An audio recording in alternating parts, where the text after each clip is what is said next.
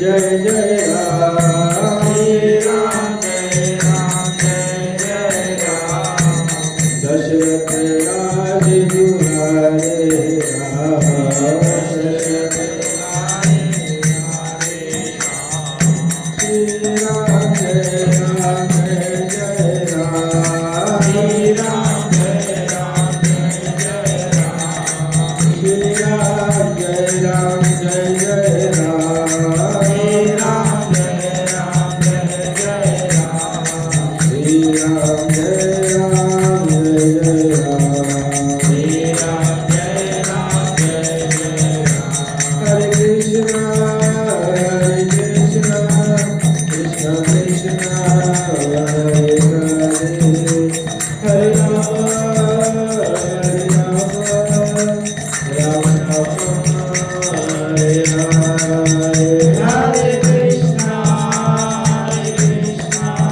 कृष्ण कृष्ण हरे हरे। हरे राम राम राम हरे हरे। निताय मन हरि बोल हरि बोल हरि बोल गौर हरि बोल निताय गौर हरि बोल हरि बोल हरि बोल हरि बोल। जय जय प्रभुपाद प्रभुपाद गुरुदेव गुरुदेव जय जय प्रभुपाद प्रभुपाद गुरुदेव जय गुरुदेव।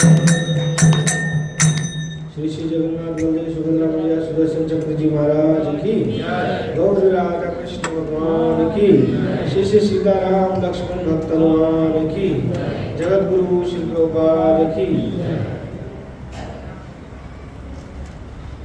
हरे कृष्णा। हरे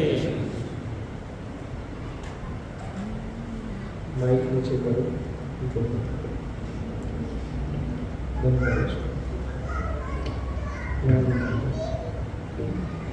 हरे कृष्णा। हरे कुछ ही समय में राम जी का प्राकट्य होने वाला है, रामनवमी का शुभ अवसर आएगा। तो इस उपलक्ष्य में आज कुछ रामायण कुछ प्रसंगों का चर्चा करेंगे। रामायण मात्र एक कथा नहीं है।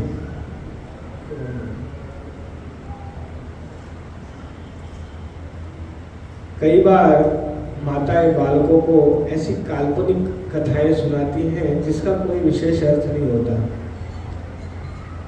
रामायण एक ऐसा काव्य है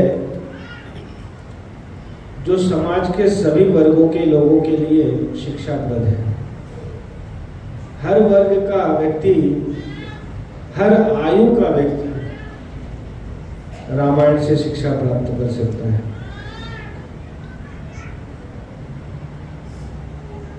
बस प्रश्न यह है कि आप रामायण रूपी सागर में कितना गहरा गोता लगाते हैं। समुद्र में अलग अलग गहराई में अलग अलग प्रकार के वस्तुएं प्राप्त होती हैं। यदि आप बहुत गहरे उतर गए तो आपको बहुत कीमती रत्न प्राप्त होंगे। ऊपरी सतह पर रहे तो मछलियां प्राप्त होंगी। मछली होती है ना।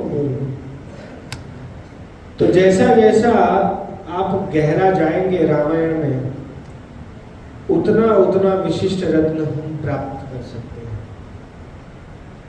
कैसे गोता लगाएं, कितना गहरा जाए, वो हमें निर्धारित करना है।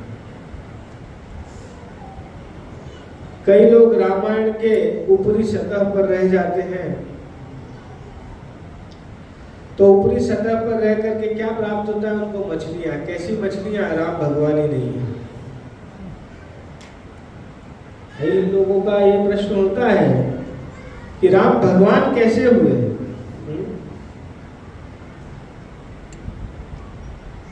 बड़े बड़े राजा होते हैं, विशिष्ट रूप से आजकल के नेता उनके पुत्र थोड़े विचित्र प्रकार के होते हैं, अहंकारी होते हैं और थोड़े सिरफिरे भी होते हैं। तो इंद्र का भी एक पुत्र था जयंत। उसने देखा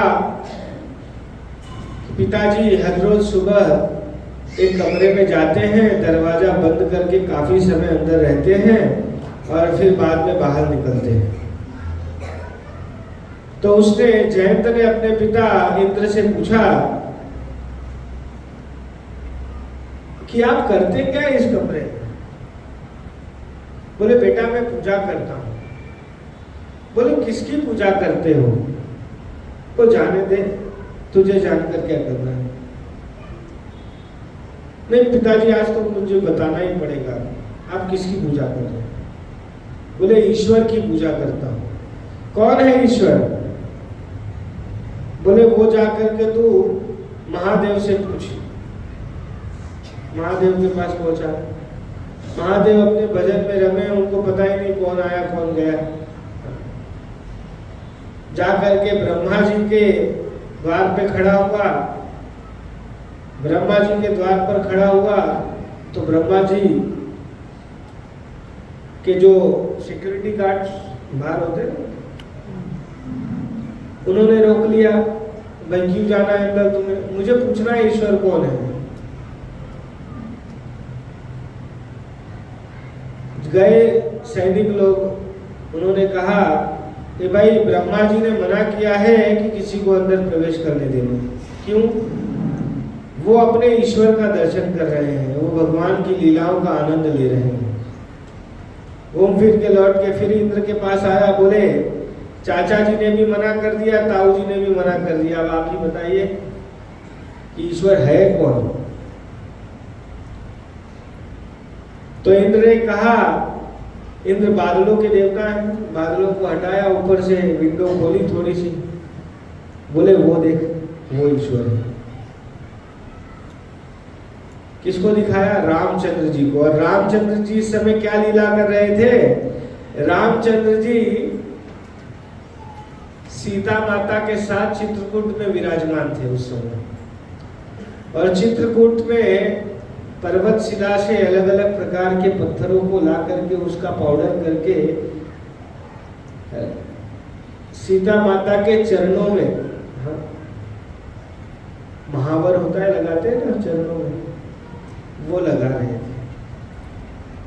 जयंत ने देखा दूर से, अरे ये ईश्वर है, अपनी पत्नी के चरणों को पकड़ करके महावर लगा रहा है, ये कैसा ईश्वर है?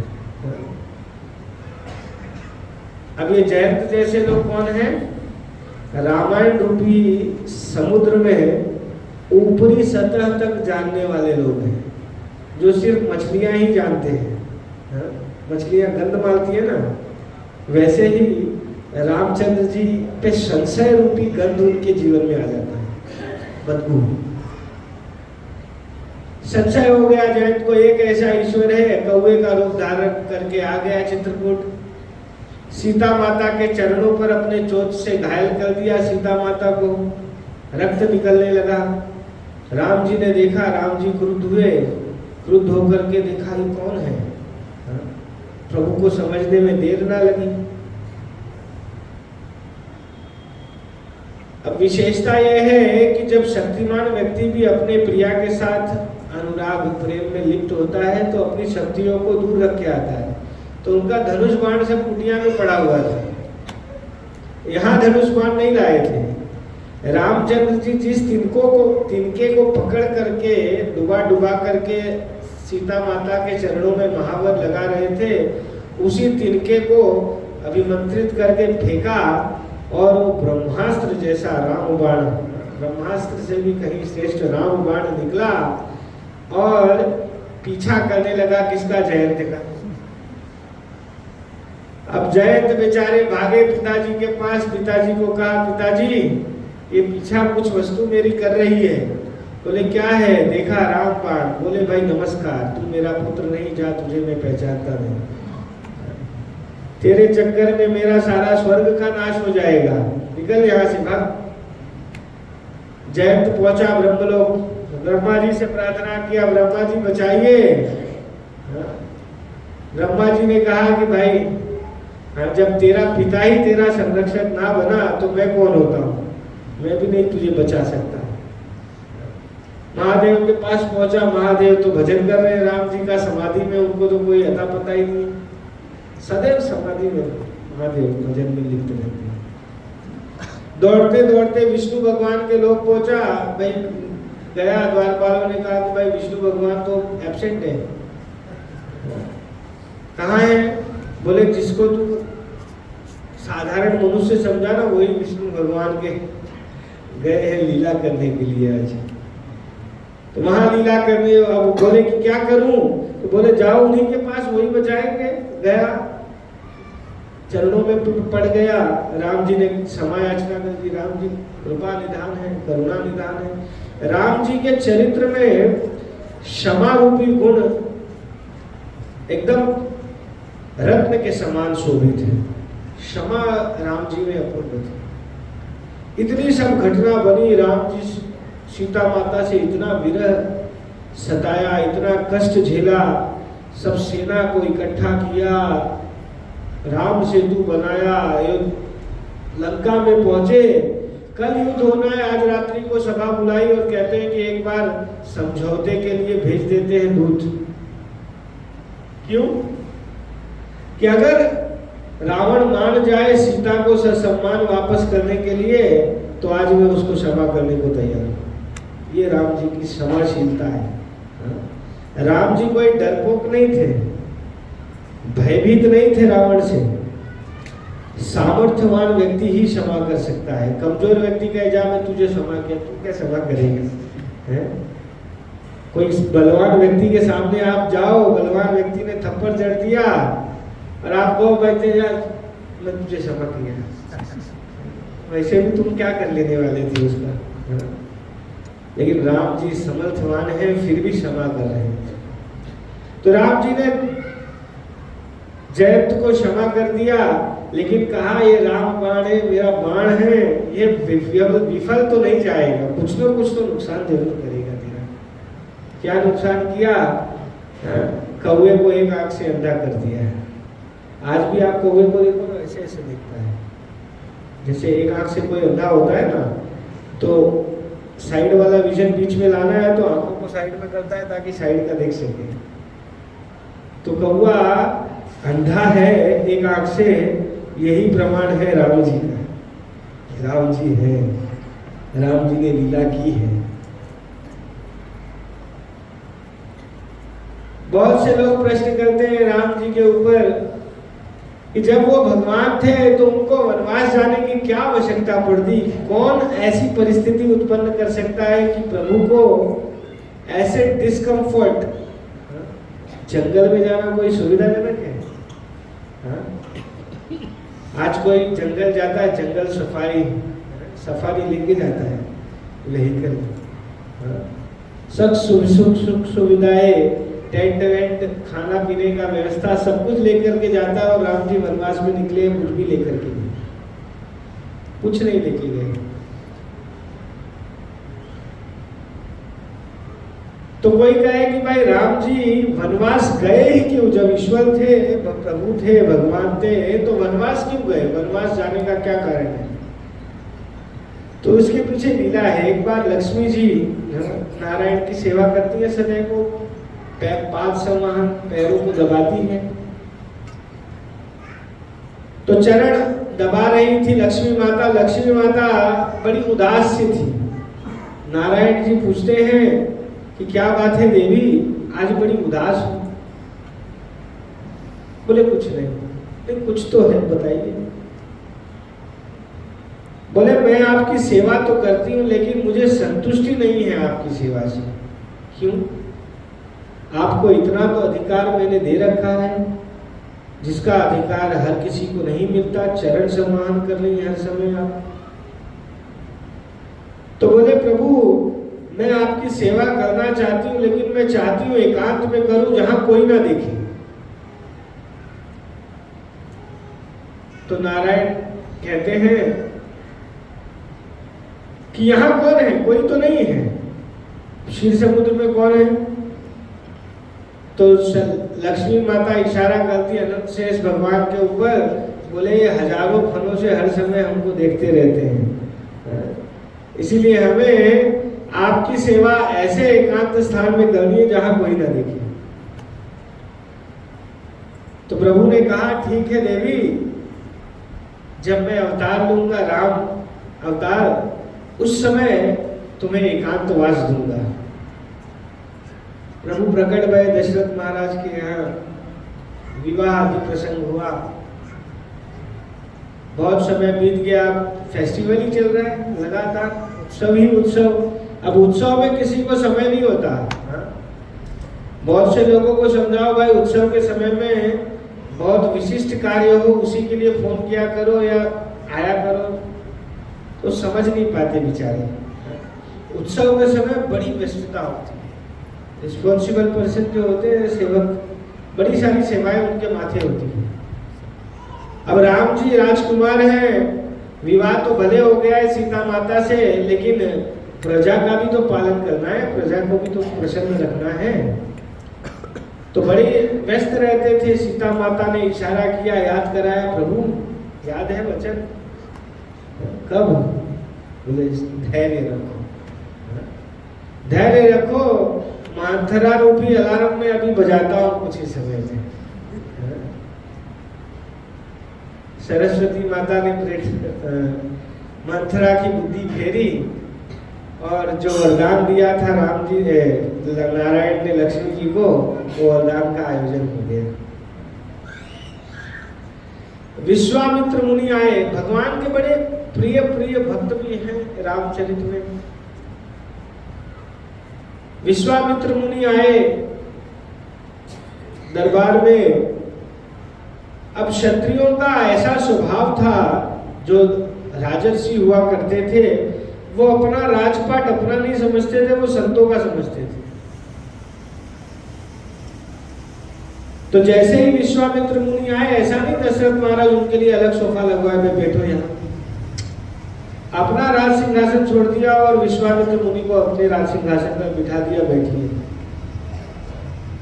पैर वैर धोए, सब कुछ सेवा वगैरह की, जो भी रीतियां हैं, जो भी शिष्टाचार है, सबका उचित रूप से पालन करके दशरथ महाराज ने कहा कि आपको जो भी इच्छा हो, जिस इच्छा से भी आए हो, आप निश्चिंत होकर के मांगिए, मैं सब कुछ आपको निछावर करने को तैयार हूं।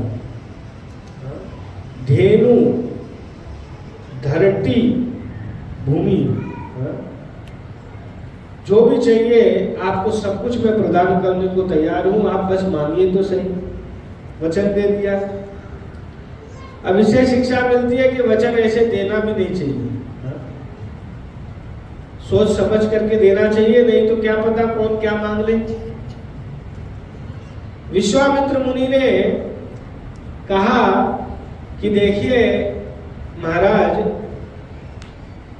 मैं वन में रहता हूं और अलग अलग प्रकार के अनुष्ठान करता हूं, उन अनुष्ठानों को मानव कल्याण के लिए मैं कर रहा हूं, और उस कल्याण में ये जो असुर हैं, मारीच, सुबाहु, ताड़का, ये सब लोग बहुत खलल करते हैं, बहुत डिस्टर्ब करते हैं।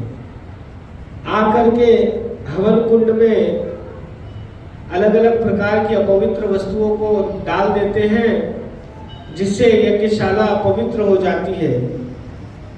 तो आप कृपा करके राम और लक्ष्मण को मेरे साथ भेजिए। बस इतना कहना ही था कि दशरथ महाराज को इतना बड़ा शौक लगा, लाइफ टाइम शौक था वो। क्यों? बड़े यत्नों से इतने लंबे समय के बाद पुत्र प्राप्त हुए, और पुत्र भी अभी कितनी आयु के हैं? 12 वर्ष। रामचंद्र जी की आयु उस समय कितनी थी? 12 वर्ष, ओनली 12 ईयर्स। 12 वर्ष के थे। दशरथ महाराज कहते मेरा पुत्र राजीव लोचन है। राजीव लोचन मतलब उसके आंख तो सूर्य के समान है, लेकिन जैसे ही सूर्य छिपते हैं तुरंत उसकी आंखें बंद हो जाती हैं और वन में तो रहने वाले निश्चर लोग हैं, निशाचर। निशा मतलब रात्रि, चर मतलब रात में घूमने फिरने वाले। तो उस समय तो कुछ ही निशाचर थे, थोड़े बहुत। आज तो बड़े शहरों में जाओ, बड़े शहरों को छोड़ दो, छोटे शहरों में भी आज यही अवस्था है, निशाचर ही निशाचर आपको दिखेंगे। निशाचर मतलब रात को घूमने फिरने वाले। अब बड़े शहरों में आप निकल जाओ बाजारों में, तो रात्रि में कितने सारे लोग चलते फिरते दिखते हैं, लगता ही नहीं कि रात्रि है। हाँ, फुल संख्या होती है। तो उन्होंने कहा कि जैसे ही सूर्यास्त होता है ये सो जाता है। हाँ, तो आपके जो यज्ञ में समस्या करने वाले निशाचर हैं उनको ये कैसे मार सकेगा? और बालक है, आज तक कभी युद्ध लड़ा नहीं, फिर भी आप इच्छा कर रहे हैं कि आप इसको हमें ले चलिए। मैं देवासुर संग्राम में भी गया हूं, आज तक रिकॉर्ड है कि अयोध्या पर किसी ने कुदृष्टि नहीं डाली। और वास्तविकता था, अयोध्या नगरी अजय थी, किसी ने उसके ऊपर ना तो आक्रमण किया था, विजय की तो बात ही दूर रही। तो बोले मुझे ले चलिए, मैं उन असुरों को मारूंगा। तो विश्वामित्र मुनि की भ्रुकुटी टेढ़ी होने लगी, क्रोधित होने लगे। कहते हैं कि जब आपको देना ही नहीं था तो वचन क्यों दे दिया? आपको सोच समझ करके वचन देना था कि जो भी मांगो। आपने पहले तो बड़े बेबाक होकर के कह दिया कि जो मांगना है मांग लो, दे देंगे। अब मांगा तो आप कहते हैं कि ऐसी ऐसी बात है, कारण बता रहे हैं। तब वशिष्ठ जी को बीच में आना पड़ा। वशिष्ठ जी ने धीरे से जाकर के दशरथ महाराज के कान में बोला, महाराज विश्वामित्र मुनि बड़े क्रोधी हैं, मैं उनसे बहुत परिचित हूं, पहले से ही वैर था दोनों का। तो बोले आपने जो वचन दिया है दे दो, क्योंकि मैं देख रहा हूं कि इससे आपके संपूर्ण परिवार का, संपूर्ण वंश का कल्याण होगा, संपूर्ण राष्ट्र का कल्याण होगा। भेज दो राम को और लक्ष्मण को वन में। विश्वामित्र मुनि ने ये भी बात कही कि आप तो नहीं जानते ये ईश्वर है, ये प्रभु है, ये भगवान है, अवतार है साक्षात। लेकिन वशिष्ठ जी जो आपके गुरु हैं वो बड़े बलशाली हैं, शक्तिशाली हैं, बुद्धिमान हैं। उनसे आप पूछ लीजिए कि ये है कौन। आप भले उनका तत्व न जाने, मैं और वशिष्ठ जी दोनों जानते हैं। बाद में उन्होंने ये भी सूचित किया वशिष्ठ जी ने कि अगर आप नहीं प्रदान करते तो बड़े क्रोधी ऋषि हैं, संपूर्ण राष्ट्र का नाश कर देंगे, अयोध्या का नाश कर देंगे, परिवार समेत आप सब नष्ट हो जाओगे। प्रदान कर देंगे। तैयार हो गए। रामचंद्र जी को 12 वर्ष की आयु, रामचंद्र जी के साथ लखन जी भी चल पड़े। लक्ष्मणो लक्ष्मी संपन्न। लक्ष्मण क्या है? लक्ष्मी संपन्न है। कौन सी लक्ष्मी है उनके पास? सेवा रूपी लक्ष्मी। सतत सेवा में संलग्न रहना ये लक्ष्मण जी की पहचान है। अगर लक्ष्मण जी सेवा में नियुक्त नहीं है तो समझ लो कि वो है ही नहीं। होंगे तो सेवा में ही नियुक्त होंगे सदैव। 5 प्रकार के सेवक बताए गए। एक सेवक है जो भ्रमर समान है। भ्रमर मतलब भौरा, एक फूल से दूसरे फूल, दूसरे फूल से तीसरे फूल, तीसरे फूल से चौथे फूल, ऐसे भ्रमण करता रहता है। आपने ऐसे बहुत से ऐसे भक्त होते हैं जिनको आप कुछ सेवा कह दो कि भाई ये सेवा तुमने करनी है। आप जाओगे और कुछ कार्य करके जब लौटोगे, जब तक लौटेगे तब तक वो भाई स्थान बदल चुका होगा। आपको ढूंढना पड़ेगा कहाँ गया। कई सारे लोगों को तो ऐसा कहना पड़ता है, भाई तुम्हें है ना जीपीएस फिट करना पड़ेगा, लोकेशन कहाँ है आपकी पता करने के लिए। हर समय लोकेशन बदलते रहते हैं। ये भ्रमर रूपी सेवक है। दूसरे सेवक कौन है? बाण के समान। बाण के समान उनकी वाणी होती है। आप सेवा लेकर के जाओगे कि भाई प्रभु जी ये सेवा कर लो, वो ऐसे शब्द करेंगे आप कभी लौटोगे ही नहीं उसके पास कि भाई सेवा इसको बताई जाए कि नहीं बताई जाए। बड़े सारे लोग बहुत कुछ अधिकार के लिए उत्सुक होते हैं, मुझे ये अधिकार मिलना चाहिए, अधिकार मिलना चाहिए। अधिकार उसको प्राप्त होता है, सुविधा उसको प्राप्त होती है जो सेवा के लिए तत्पर होता है। जो सेवा के लिए तत्पर ही नहीं है, सिर्फ अधिकार ही चाहता है, हाँ, तो ये तो प्रभु भी, भगवान भी ये चीज मना करते हैं। गीता में कृष्ण ने क्या कहा? ये यथा माम प्रपद्यन्ते ताम तथैव भजाम्यहम्। जो जिस प्रकार से मेरे शरणागत होगा, जितना होगा उतना मैं भी होऊंगा। तो कई सारे लोग प्रश्न करते हैं कि भाई प्रभु जी उन भक्त को प्रसाद आपने दिया अलग से, 56 भोग का प्रसाद दिया, मुझको नहीं प्रदान किया। भाई जब सेवा का समय था तब तो आप लुप्त थे, दुनिया का 10वां अजूबा थे, गायब, दिख ही नहीं रहे थे।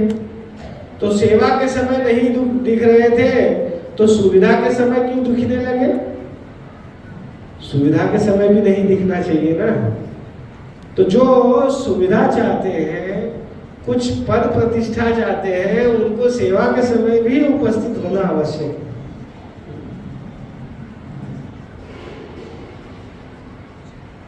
तीसरे प्रकार के सेवक हैं ज्योतिष। ज्योतिष जैसे होते हैं, उनको कहो भाई प्रभु जी ये सेवा कर लो, बोले आज नहीं 3 दिन के बाद, 3 दिन बाद आप मिलोगे, फिर कहेंगे आज नहीं 4 दिन बाद। और जैसे ज्योतिष भविष्य काल दिखाता रहता है ना, वो भविष्य काल दिखाते रहते हैं, दीर्घ सूत्री, काम को लंबाते रहेंगे। आप थक करके बोलोगे भाई धन्यवाद, हरे कृष्णा, मैं खुद कर लेता हूं। ये है ज्योतिष प्रकार के सेवक। चौथे प्रकार के सेवक है स्तंभित सेवक। आपने अगर उसको सेवा बता दी कि भाई ये करना है, आपको ऐसे देखेगा कि आपसे बड़ा शत्रु संसार में कोई नहीं। आपने उसको कितना बड़ा बुरा काम दे दिया है, इतना बड़ा पाप कर्म उसके मत्थे चढ़ जाएगा अगर वो सेवा कर देगा। ऐसा इसको वो कहते हैं क्या? स्तंभित भक्त। चौंक जाएगा आप अगर बोलोगे प्रभु जी थोड़ा सा ये कर लो, एकदम आश्चर्यचकित, मुझको, मैं त्रिलोकीनाथ, मुझको सेवा में लगाएंगे, ये स्तंभित। पांचवें प्रकार के सेवक हैं किम एकतः, नहीं मिला। ये डायलॉग उनका होता है, क्या होता है? नहीं मिला और कोई नहीं दिख रहा है आपको सेवा के लिए, जब देखो तब मुझे ही पकड़ते रहते हैं सेवा के लिए। ये कौन है? किम एकतः। पांचवें छठे प्रकार के सेवक हैं प्रेषक प्रेषिता। प्रेषक प्रेषिता मतलब वो बड़े परोपकारी होते हैं, उनकी परोपकार की भावना इतनी होती है, आप उनको सेवा दोगे वो 10 जनों में बांट देंगे, खुद नहीं करेंगे। प्रेषक प्रेषिता। बाद में आप जाकर के पूछोगे कि भाई क्या हुआ उस सेवा का, बोले उसको कहा था, उसके पास जाओगे वो कहेगा उसको कहा था। ये चेन इतनी लंबी हो जाएगी कि आपको पता ही नहीं चलेगा ये गुरु परंपरा खत्म कहाँ हो गई। अंतिम में करना किसने था? एक दूसरे को सौंप तो दिया, लेकिन फाइनल रिजल्ट किसने देना था वही आपको क्लियर नहीं होगा। लेकिन लक्ष्मण जी ऐसे सेवक नहीं है, राम जी ऐसे सेवक नहीं है। राम जी कैसे सेवक हैं? एकात्म सेवक। लक्ष्मण जी कैसे सेवक हैं? एकात्म सेवक। भ्रमण करते करते विश्वामित्र मुनि के साथ वध करने के बाद ताड़का मारीच इन सबका, मारीच को तो दूर फेंक दिया, ताड़का वगैरह का वध करके जब विश्वामित्र मुनि के साथ मिथिला नगरी पहुंचे हैं श्री रामचंद्र जी, तो वहां जा करके यज्ञ था, धनुर्यज्ञ रखा गया था। किस लिए? सीता माता का स्वयंवर था। अब ये शर्त भी बड़ी विशिष्ट थी कि ये जो चाप है, धनुष है, किसका है? शिव जी का। अब ये शर्त क्यों रखी, इसका भी इतिहास है। सीता माता 6 वर्ष की बालिका थी, मात्र 6 वर्ष की। उस समय क्या हुआ, वो अपनी सखियों के साथ मिलकर के फूल तोड़ रही थी। अब फूल का पेड़ थोड़ा ऊंचा था, सखियां असमर्थ हो गई, पहुंच नहीं पा रही थी। उन्होंने कहा रुको रुको, मेरे पिताजी का धनुष है अंदर, मैं ले आती हूँ, उसको पकड़ करके नीचे करेंगे डाल को, फिर तोड़ लेना। सीता माता दौड़ते हुए गई। पहले धनुष की विशिष्टता समझ लो। ये धनुष शिव जी का था और इस धनुष को उठाने वाले कौन उठा सकता है? 10,000 बलशाली क्षत्रिय, कमर दर्द वाले नहीं, कमर दर्द वाले नहीं चलेंगे उसमें, स्ट्रॉन्ग क्षत्रिय। कितने? 10,000 क्षत्रिय, एकदम रुष्ट पुष्ट पहलवान जैसी जिनकी शरीर हो, ऐसे क्षत्रिय जब उठाएंगे तब वो शिव धनुष उठेगा। और उठा करके थोड़ी दूर चलेंगे, कुछ कदम, बाद में रखेंगे, आधा घंटा रेस्ट करना पड़ेगा, नहीं तो आगे नहीं चल सकते, इतना भारी। ये विशिष्टता थी उस धनुष की।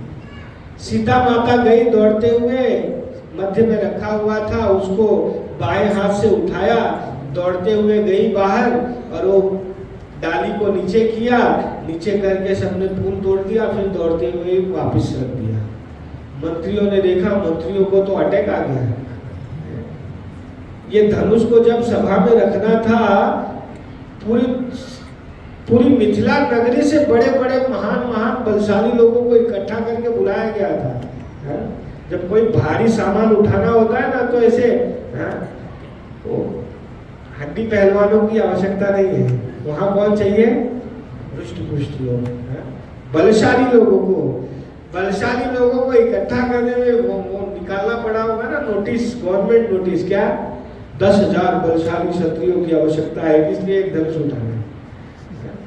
वांट निकली, सब लोग ने अप्लाई किया, सब जाकर के उठाए। बोले इतना सारा झमेला किया हमने, तब जाकर के इस शिव धनुष को यहाँ रखा। पता होता तो सीता से ही करवा लेते काम।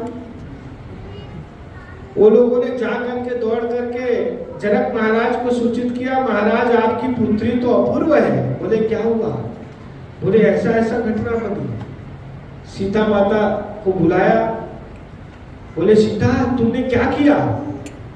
बोले पिताजी कुछ नहीं, कुछ भी नुकसान नहीं किया, धनुष को ले गई, फूल तोड़ा, वापस ऐसे ही रख दिया, कुछ टूटा उटा नहीं है।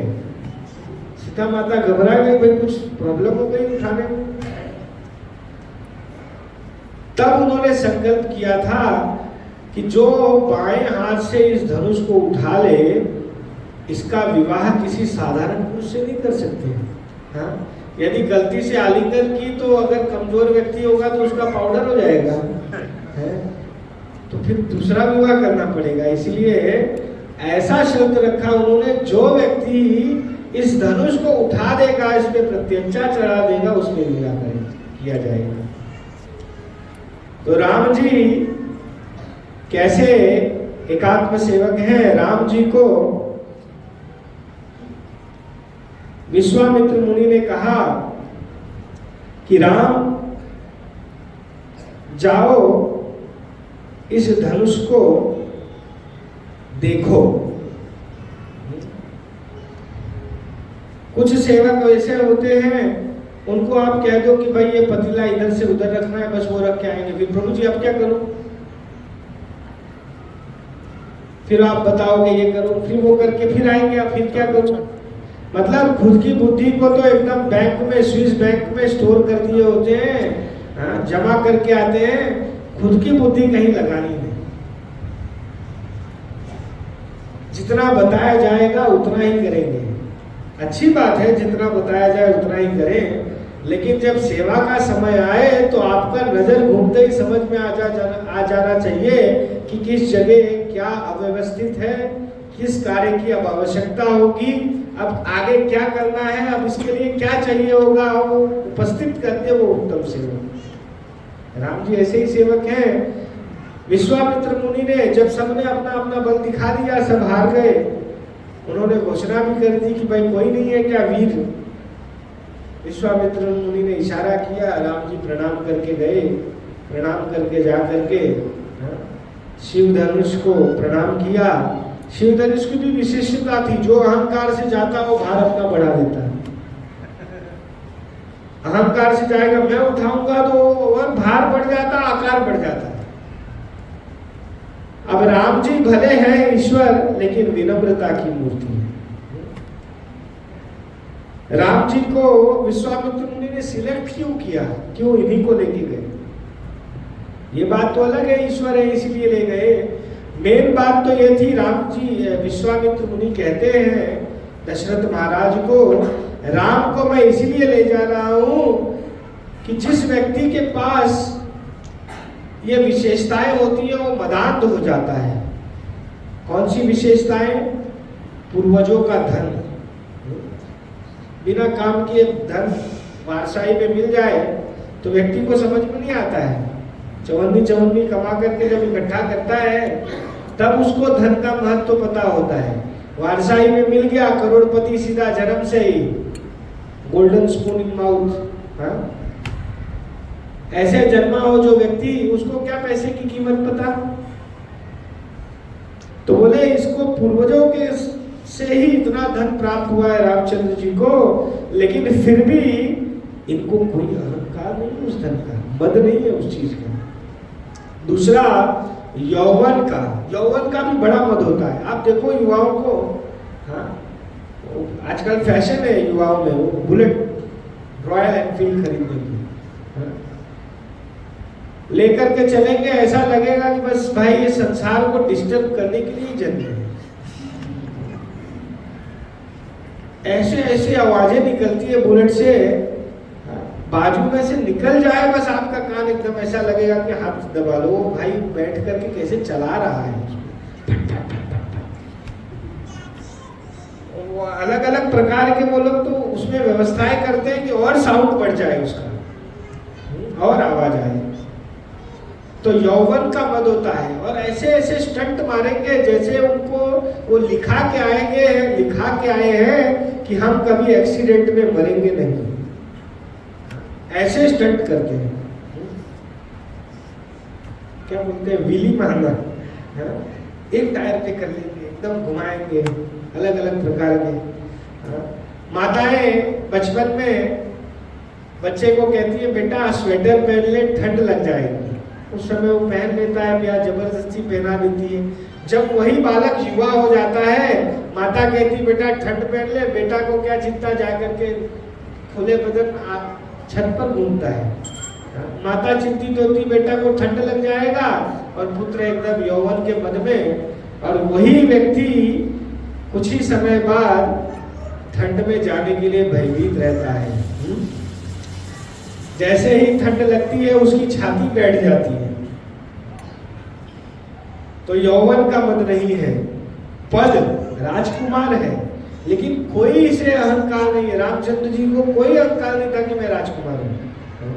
कोई छोटा ग्राम पंचायत का प्रधान का लड़का भी हो ना, वो भी टाइट होके घूमता है, मैं ग्राम पंचायत का सरपंच का पुत्र हूं। सरपंच भाई कितना बड़ा पृथ्वी, उसमें कितना बड़ा भारत, उसमें कितना बड़ा गुजरात, उसमें तेरा गांव कहाँ है, इतने सारे डिस्ट्रिक्ट, उसमें एक डिस्ट्रिक्ट में एक तालुक, कहीं छोटा सा गांव है तेरा 1 किलोमीटर की रेंज में, और उसका सरपंच का पुत्र है तो टाइट होकर घूम रहा है। ये रामचंद्र जी चक्रवर्ती सम्राट दशरथ महाराज के पुत्र है, राजकुमार है, फिर भी कोई ये राम जी से हमें सीखना है। ये रामचरित शिक्षाप्रद है कि किसी भी प्रकार का आपको पद प्रतिष्ठा प्राप्त हो जाए, कभी अहंकार नहीं कर लेना। क्या पता कब उस पद से आपका नाता छूट जाए। इसीलिए राम जी अहंकार विहीन थे, इसलिए जब उनको वनवास मिला ना तो कोई भी ठेस नहीं पहुंची, कोई कष्ट नहीं। रामचंद्र जी के चेहरे पे एक सिकन तक नहीं थी कि मुझे कल राजा बनना था और आज मैं वनवासी हूं। क्या कहते हैं कि माता, जब माता के पास गए, किसके पास, कौशल्या माँ के पास, कौशल्या माँ के पास गए तो ये नहीं कह रहे पिताजी ने मुझे वनवास दिया है, कहते हैं माता पिताजी ने मुझे वन का राजा बनाया है। वनवास दिया ऐसा नहीं। पॉजिटिव थिंकिंग, वो बहुत पॉजिटिव थिंकिंग की बातें करते हैं ना। रामचंद्र जी के चरित्र में देखो पॉजिटिव थिंकिंग की कितनी पराकाष्ठा है। राजा बनने वाले हैं और वनवास दे गया और जाकर के कहते हैं, हाँ, देहु मोहे विपिन के राजू। विपिन मतलब वन का राज दिया है, और भरत को अयोध्या का राज दिया है, मुझे वन का राज प्रदान किया है। तो ऐसे प्रभु श्री रामचंद्र जी हैं। दूसरा कारण है, उन्होंने वनवास क्यों स्वीकार किया रामचंद्र जी ने। रामचंद्र जी विवाह करके एकदम रह रहे थे शांति से, आनंद से। एक तरफ आनंद था, एक तरफ विचारों को कष्ट था। किसको? देवताओं को। देवता बड़ा चिंतित थे। देवता लोग क्या चिंतित थे? राम जी अयोध्या में ही रह जाएंगे तो जिसके लिए इनका अवतार हुआ रावण को मारेगा कौन? हाँ? करने लगे कुछ न कुछ, हाँ, प्रोग्रामिंग चेंज किया। किसका? महंतरा का। सरस्वती माता को भेज करके फिर आगे वो बाकी सब लीलाएं हुई। तीसरा, साधारण कथा हो, बस अगर मान लो रामायण में से सब कुछ हटा दो, सिर्फ इतना ही लीला हुई थी, रामचंद्र जी जन्मे, बड़े हुए और विवाह किया और सीता माता के साथ अयोध्या में राजपाट किया, कोई मजा आया? रोमांच आया? नहीं। जब तक थ्रिल ना हो, मजा नहीं आता ना। थ्रिलर मूवीज होती है ना, आपको शुरू से लगेगा कि भाई यही मर्डरर है, यही मर्डरर है, लेकिन घूम फिर के वो लास्ट में, फिल्म के एंड में आपको पता चलेगा भाई जिसको मर्डरर समझ रहे थे वो तो था ही नहीं। तो ऐसे ही सभी लोगों को रोमांचित करने के लिए रामचंद्र जी ने ये सब लीलाएं की, ताकि हम सब भगवान की कथाएं बड़े ध्यानपूर्वक सुन सकें। अब कई लोग कहते हैं कि मैं रामचंद्र जी की लीलाएं इतनी पुरानी कितनी बार सुनेंगे, वही किसी किसी रोज रोज राम जी ने किया, राम जी ने किया, क्या बार बार वही कथाएं सुनाते हैं। अब जिसको लगती है पुरानी उसको लगे, हाँ।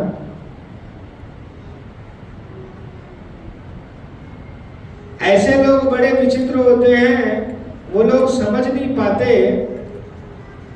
वो लोग क्या है, रामचरित को अपने मत के अनुसार समझना चाहते हैं, अपना मत लगाना चाहते हैं। इसीलिए वो लगता है उनको कि राम जी का चरित्र पुराना है। जो आचार्यों के मत से श्रवण करते हैं, जो आचार्य हर लीला के ऊपर प्रकाश डाल रहे हैं, इसका कारण क्या है, ऐसा क्यों किया प्रभु ने, जब ऐसा मत डालते हैं, जब उनके मतों से हम सुनते हैं, आचार्यों के मतों से, तब हमें समझ में आता है कि रामचंद्र जी की लीलाएं नित्य नवीनतम है। अलग अलग आचार्य को पढ़ो, हर आचार्य की अलग अलग टिप्पणियां, उनकी कल्पना नहीं है, कल्पना नहीं करते, वास्तविकताएं होती है सब।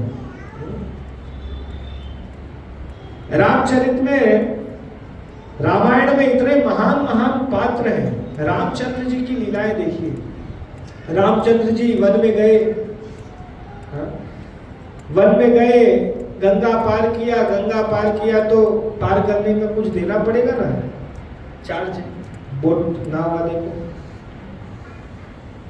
नाव वाले को देखो, पति भले कंगाल हो जाए, माता के पास हमेशा कुछ ना कुछ होता है, पत्नी के पास कुछ ना कुछ बैंक में होता है। बैंक मतलब उनका आटे का डब्बा, चावल का डब्बा, दाल के डब्बे में बहुत कुछ रखा होता है। आप पूरे किचन में टटोलोगे ना, जाके देखना नहीं, माताएं कहेंगी हमारा खजाने का एड्रेस बता दिया है। आप उनके सभी डब्बों को टटोलोगे ना, तो आपको किचन में से सफिशिएंट धन प्राप्त हो जाएगा। तो ये क्राइसिस में काम आने वाला धन है जो ये माताएं रखती है। जब बड़ी समस्या हो जाती परिवार में, पति के पास कोई धन नहीं होता, उस समय पत्नी निकालती है अपने खजाने में से, लो आपको आवश्यकता है धन का उपयोग। अब रामचंद्र जी वनवासी ठहरे, उनके पास कौन सा धन होगा? सीता माता ने उनके मन की समझ ली। सीता माता ने अपनी मुद्रिका निकाल करके राम जी के हाथ में पकड़ा दिया। चार्ज देना है ना पार करने के लिए। नाविक भी बड़े बुद्धिमान हैं, महान भक्त हैं भगवान के। कहते हैं भाई एक ही प्रोफेशन वाले एक दूसरे से पैसा नहीं लिया करते। आप देखो एक रिक्शा वाला दूसरे रिक्शा वाले से भाड़ा नहीं लेगा। हाँ?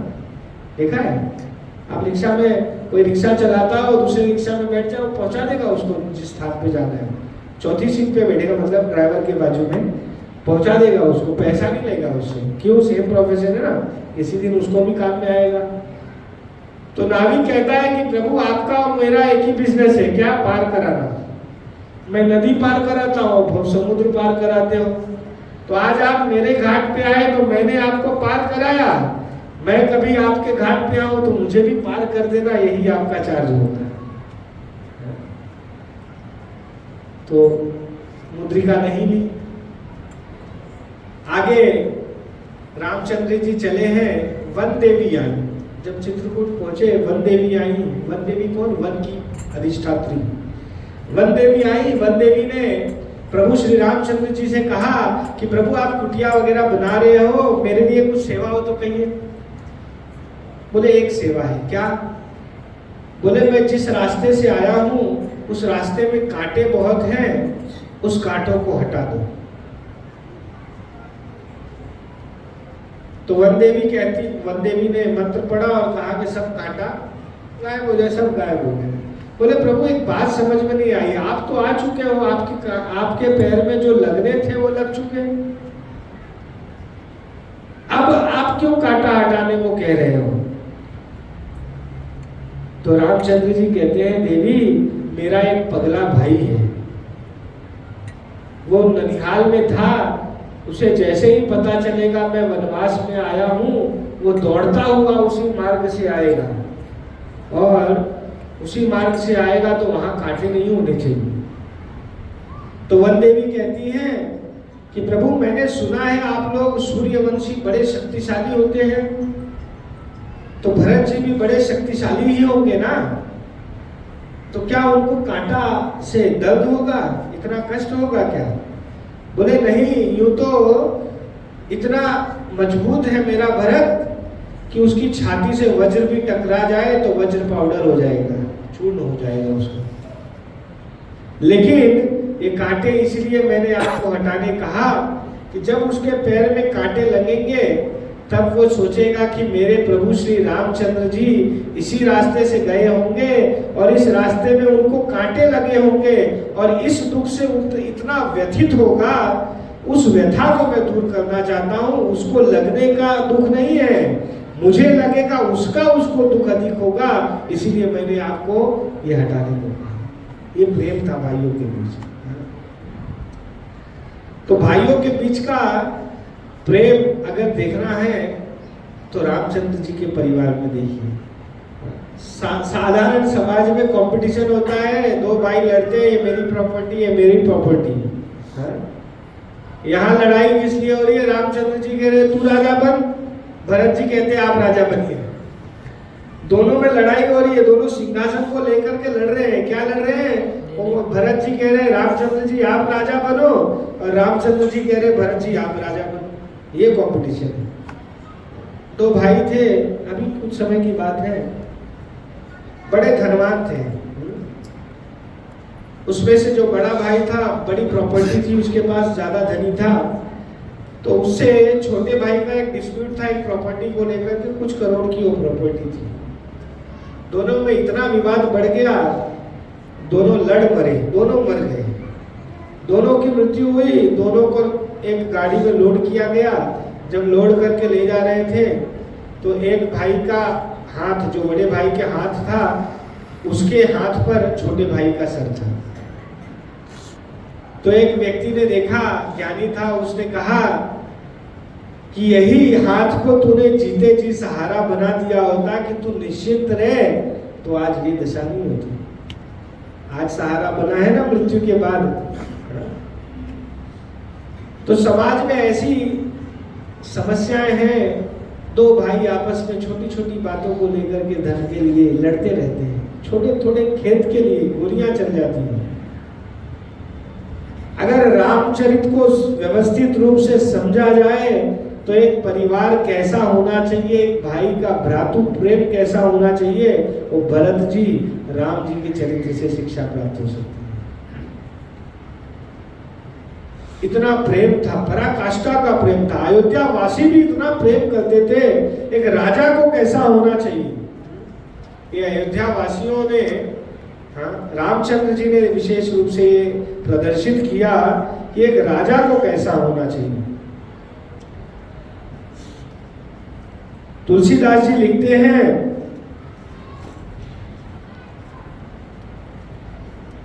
कि राजा कैसा हो, बरसत हर्षत सब लखै। जब वर्षा हो रही हो तो सब देखिए। राजा टैक्स कलेक्ट करता है ना, टैक्स कलेक्ट करता है, तो तुलसीदास जी कहते हैं राजा कैसा हो कि जब वो सुख सुविधाएं उस टैक्स कलेक्शन से उत्पन्न करे, हॉस्पिटल बनाए, स्कूल कॉलेज बनाए, मंदिर बनाए, अलग अलग सुविधाएं प्रजा के लिए उत्पन्न करे, तो सबको दिखना चाहिए। बरसत हर्षत सब लखै, करसत लखे न कोई। टैक्स लेता हुआ किसी ने नहीं देखना चाहिए। टैक्स लेते हुए राजा को किसी ने नहीं देखना चाहिए, ऐसा राजा ने टैक्स कलेक्शन करना चाहिए। आज तो हमारे सामने बिल आ जाता है सीधा जीएसटी 8.5%, 18%, एसजीएसटी, सीजीएसटी। बरसत हर्षत सब लखै, करसत लखे न कोई। तुलसी प्रजा सुभाग से भूप भानु सो होय। कि राजा कैसा हो, भानु सूर्य के समान होना चाहिए।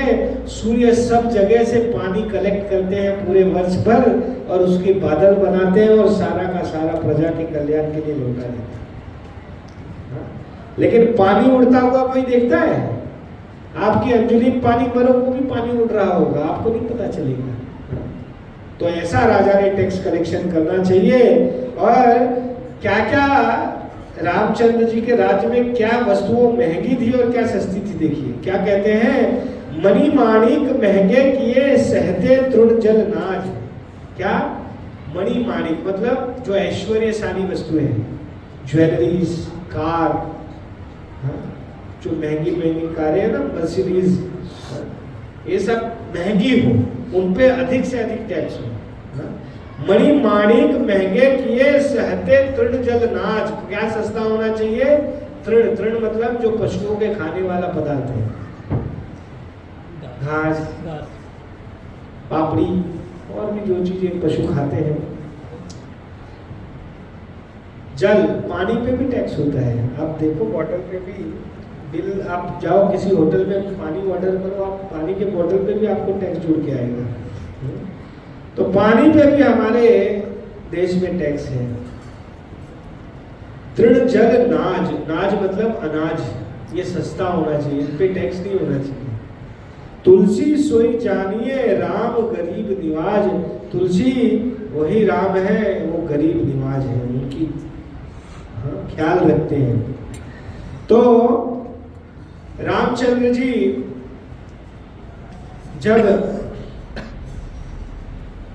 अयोध्या लौटे हैं, वापस युद्ध वगैरह जीत के वापस लौटे, सबने स्वागत किया, सभी प्रजा ने स्वागत किया।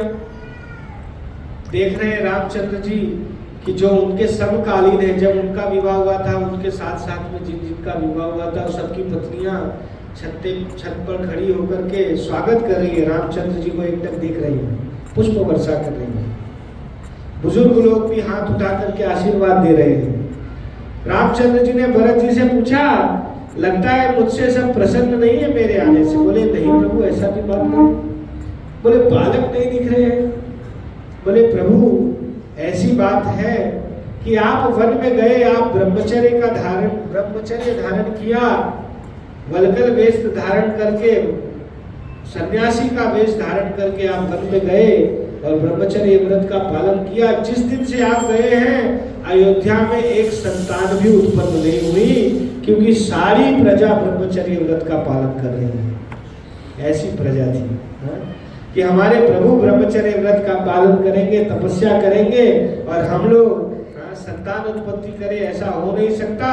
तो 14 वर्ष तक जब तक रामचंद्र जी वन में रहे एक भी संतान जन्मी नहीं। जो पहले जन्मी हो गई, बड़ी हो गई, इसलिए बालक दिख नहीं रहे थे। तो ये रामचंद्र जी का प्रभाव था कि उनसे सब लोग प्रेम किया करते थे। इतने अच्छे राजा थे रामचंद्र जी। इसीलिए सदैव हमारा जो इंडिया का कॉन्स्टिट्यूशन है उसमें भी आप देखो ना, तो प्रथम पृष्ठ पे राम दरबार का ही चित्र दिखेगा। सब लोग चाहते हैं राम राज्य, राम जैसा राज्य हो, क्योंकि राम राज्य में ये सब गुण थे। हरे कृष्णा।